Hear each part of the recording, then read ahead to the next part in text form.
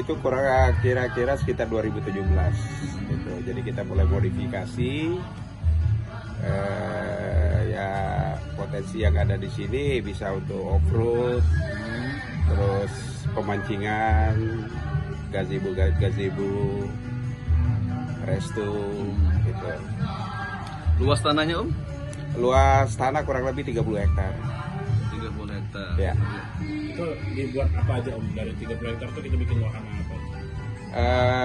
Wahana air, terus pemancingan.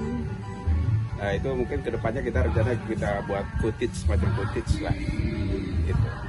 Untuk HTM-nya Om berapa Om? Hari biasa 20.000 lah untuk saat ini. Bisa menikmati Apa aja? berapa jam? 20.000. Tawarkan sama masyarakat 20.000 itu dapat apa aja?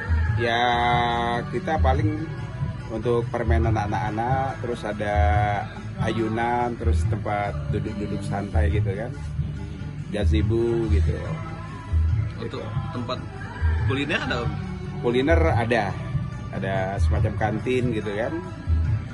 Nanti juga kita ada restonya gitu, tinggal kita operasional.